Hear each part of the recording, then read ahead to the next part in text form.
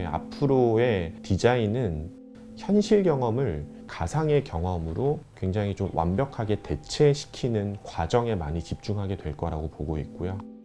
안녕하세요. 디스트릭트 이성호 대표입니다. 저희는 원래는 이런 상업 디자인을 하는 주로 웹사이트 제작을 하는 웹 에이전시로 시작을 했었고 2009년도 10년도 접어들면서 새로운 미디어 기술을 활용을 해서 주로 공간 기반의 디지털 컨텐츠를 제작을 하는 업무들을 오랫동안 진행을 해왔어요. 그리고 저희가 2011년에 그 라이브 파크라고 하는 세계 최초 4D 아트 파크라고 하는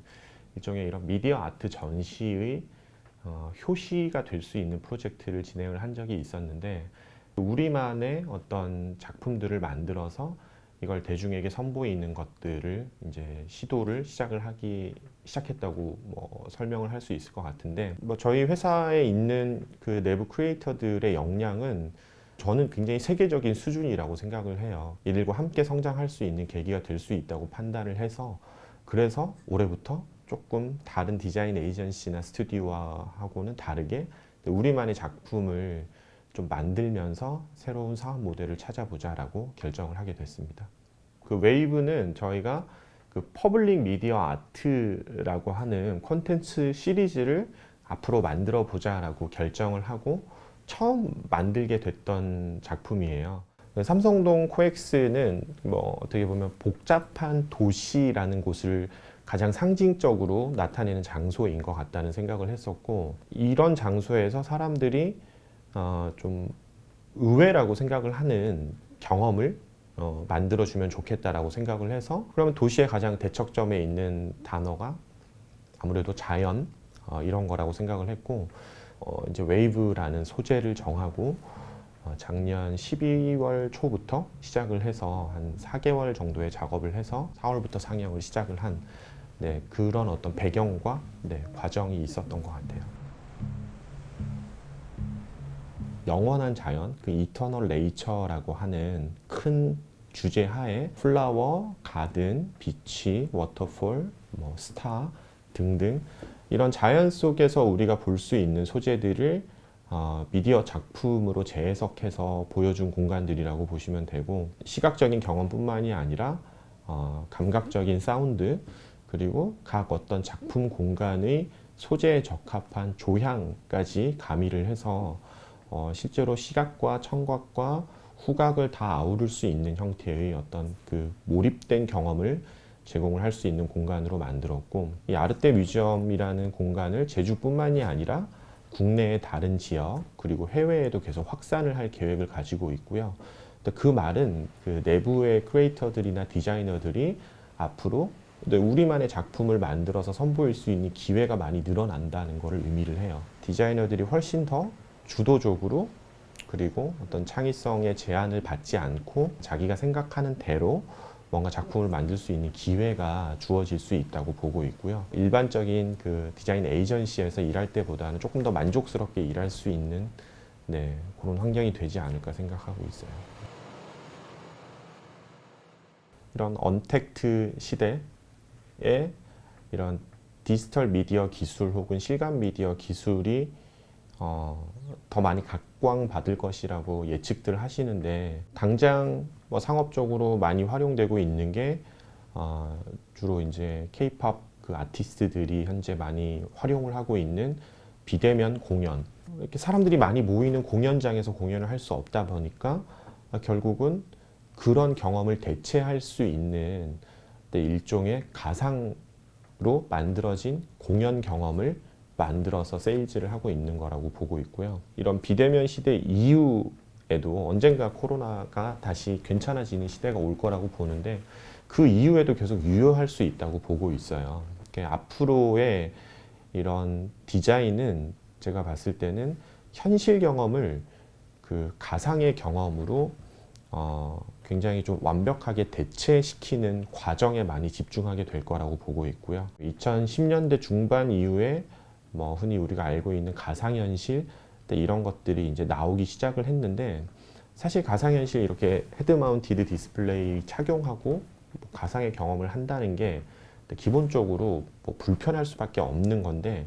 아마 향후 한 10년 내에 이런 HMD 같은 도구가 없이도 사람이 현실의 경험을 가상의 경험으로 굉장히 그럴싸하게 혹은 완벽하게 대체할 수 있는 여러 가지 서비스들과 도구들이 많이 나오게 될 거라고 보고 있고, 그런 방향으로 아마 이제 실감 미디어라고 하는 현재 저희가 이용하고 있는 이런 기술들, 그리고 관련해서 디자인하는 어떤 컨텐츠들, 이런 것들이 앞으로 점점 더 시장의 수요들이 많아질 거라고 보고 있고, 이게 하나의 어떤 트렌드가 되지 않을까라고 전망을 하고 있습니다. 실제 산업에서의 디자이너들이 경험을 하게 되는 환경은 이런 디지털 미디어 플랫폼의 환경에 굉장히 많이 따라갈 수밖에 없는데, 뭐 2000년대 초기에 이런 웹이라는 플랫폼이 나오면서는 웹 디자이너들이 굉장히 활약을 많이 하게 됐던 것 같고요. 모바일 시대로 넘어가면서는 사람과 사람, 사람과 데이터 간의 완벽한 어떤 쌍방향 커뮤니케이션이 가능한 시대가 도래했고, 디지털 미디어 기술 환경의 변화라는 게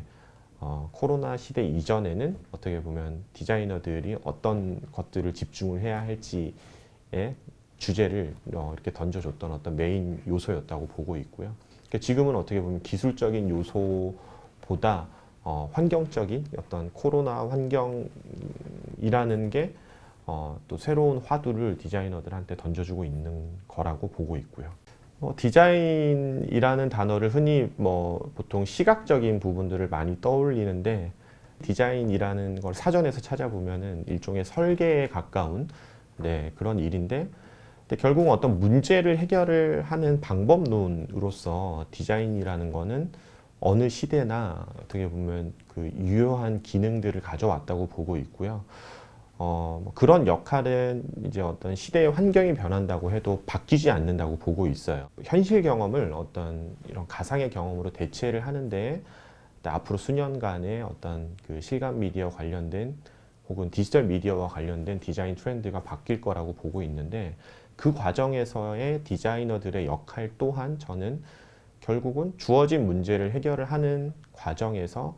어떻게 보면 슬기롭게 답을 내놓는 역할들을 하게 될 거라고 보고 있고요. 근데 이런 부분들에서 어떻게 보면 훌륭한 역할을 하기 위해서는 저는 항상 강조하는 부분인데, 모든 디자이너들이 결국은 사람들이 무엇을 좋아하는지를 꾸준히 관찰하고 거기서 많은 인사이트를 얻어야 된다고 보고 있어요. 그리고 이거는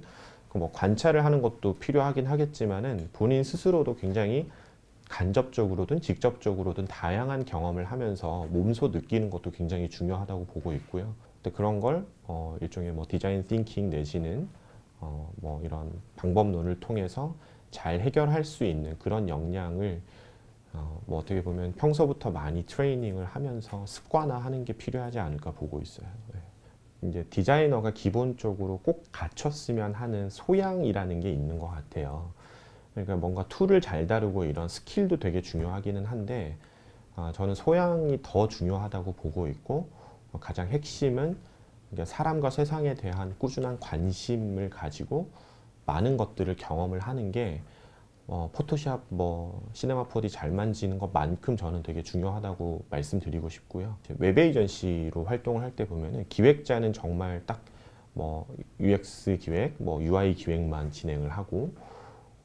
이렇게 비주얼 디자이너는 포토샵, 플래시 같은 것들로 실제로 어떤 비주얼라이징만 하면 됐고, 또 개발자는 퍼블리싱만 하면 되는, 어떻게 보면 역할이 굉장히 조금 분절되어 있었고 각자의 고유의 영역이 있었던 것 같은데, 점점 기술이 고도화되고 어떻게 보면 그 경계들이 점점 허물어지면서 요즘은 보면은 비주얼 디자이너들도 영상 툴도 엄청 잘 만지고요. 심지어 기획자들도 웬만한 3D 툴을 다루면서 자기가 표현하고자 하는 것들을 뚝딱 만드는, 이게 뭘 의미를 하냐면은 결국은 협업을 해야 돼요. 어느 다른 사람과 협업을 해야 되고 자기가 생각을 하는 거를 잘 표현할 수 있어야 되는데, 그런 걸 표현을 하는 어떤 툴이나 이런 것들도 일반적인 지식을 가지고 있는 사람들도 잘 활용을 할 수 있는 시대가 됐어요. 그래서 심지어 코딩 같은 것들도 많은 시간을 들이지 않고도 쉽게 학습해서 표현하고자 하는 것들을 만들어낼 수 있는 시대이고, 실제로 어떤 이런 취업을 했을 때 다른 전문가들과 함께 일을 함에 있어서 기본적으로 대화가 될 수 있는 정도의 수준으로 또 트레이닝을 하는 것들도 필요할 것 같다고 보고 있어요. 네. 취업을 희망을 하는 이제 디자이너들에게 뭐 한 가지 당부드리고 싶은 말씀이 있다면은, 아마도 대부분 취업 시장에 있는 분들이 비슷한 어떤 욕구가 있을 거예요.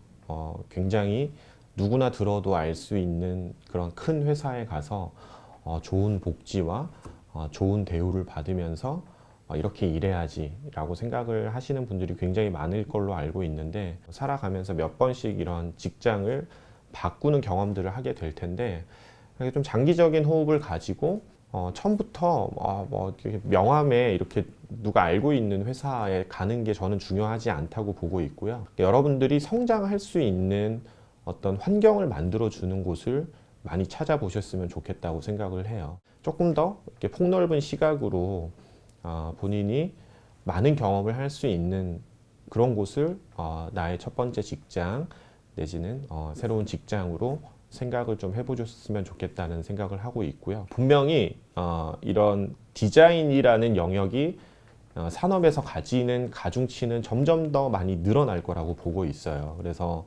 뭐 예전에는 흔히 뭐 의사, 변호사, 판사 이런 것만 좋은 직업이라고 생각을 하는 시대가 있었다면은, 저는 디자이너들도 충분히 대우받고 정말 본인이 가지고 있는 이런 창작에 대한 역량을 잘 발휘하면서 어떻게 보면 좀 의미 있는, 또 사회에서도 존경받는 직업군으로 저는 점점 더 그렇게 폭이 넓어질 거라고 생각을 하고 있기 때문에, 각자 전공하고 있으신 분야에서 아까 말씀드렸던 세상과 사람에 대한 꾸준한 관찰, 그리고 조금 더 폭넓은 어떤 스킬에 대한 학습들 연마하면서 조금 더 넓은 시각으로 본인이 가야 할 회사, 그리고 찾아야 할 직업에 대해서 고민을 해보셨으면 좋겠습니다.